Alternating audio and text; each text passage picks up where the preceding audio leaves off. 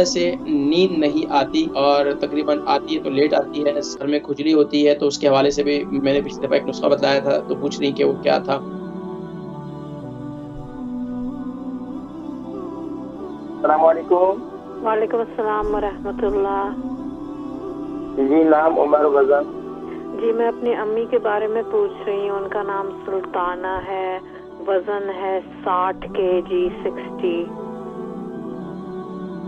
جی اور عمر کتنی ہے؟ 80۔ جی فرمائیے سوال۔ اچھا وہ کوئی ایک ہفتے سے وہ کہ ان کی شکایت ہے کہ نیند بہت دیر سے آتی ہے، کبھی کبھی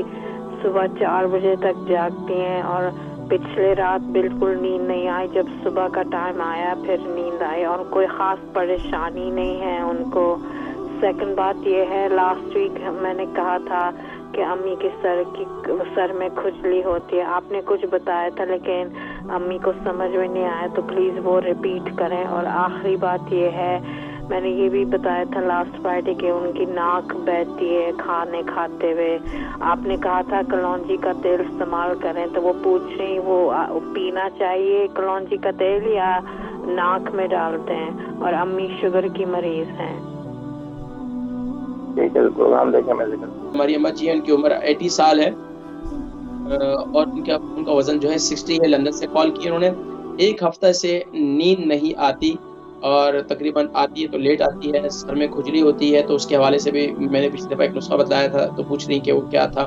اور اب ناک بھی بہتی ہے تو ناک میں جو کلونجی کا تیل کا استعمال کرنے کا بتایا کہ وہ ناک میں ڈالنا ہے یا اسے کھانا ہے، تو اس حوالے سے بتا دیں۔ دیکھیں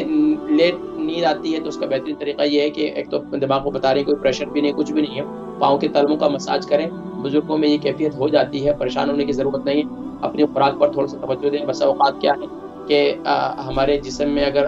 ہمارا فضلہ خارج نہیں ہوا ہے تو اس کی وجہ سے بھی یہ کیفیت ہوتی ہے، قبض کو نہ ہونے دیں۔ دوسرا یہ ہے کہ اپنی خاص طور پر جو بسا اوقات کیا ہے کہ ہم دن کے اندر جو بزرگ ہوتے ہیں کبھی کبھار انگلی لیٹ گئے، صوفے پہ ہی لیٹ گئے تو وہاں تھوڑی سی نیند پوری کر لی، تو یہ تھوڑا سا ادھر ادھر لیٹنے کی وجہ سے بھی کیا ہوتا ہے کہ بسا اوقات وہ نیند کی جو کیفیت ہوتی ہے نا وہ ٹوٹ جاتی ہے، تو اس سے رات کو پھر لیٹ نیند آتی ہے۔ تو یہ ذرا دن میں توجہ دیں کہ اگر آپ دن میں اپنی نیند پر جو ہے کچھ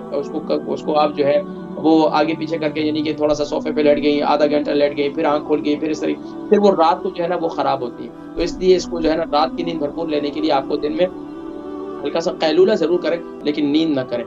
اس کے علاوہ سر میں کھجلی ہوتی ہے تو سر میں کھجلی کے لیے جو میں نے نسخہ بتایا وہ آپ استعمال کر سکتی ہیں۔ وہ اس کے لیے سر میں کھجلی کے لیے میں نے بتایا تھا کہ میتھی دانے کا تیل لے لیں، میتھی دانے کا تیل آپ کی ملتے ہیں بہترین، وہ استعمال کریں سر میں لگانے کے لیے، انشاءاللہ سے سر کی خارش ختم ہو جائے گی۔ دوسرا ناک بہتی ہے، ناک میں کلونجی کا ناک بہتی ہے تو اس کے لیے میں نے بتایا تھا کہ آپ جو ہے تو چنے کا استعمال کریں، چنے کا استعمال کریں، چنے کا استعمال جو ہے یعنی بھنے ہوئے چنے جو ہیں وہ استعمال کریں، اس سے انشاءاللہ آپ کے ناک کا بہنا ختم ہو جائے گا۔ دوسرا ناک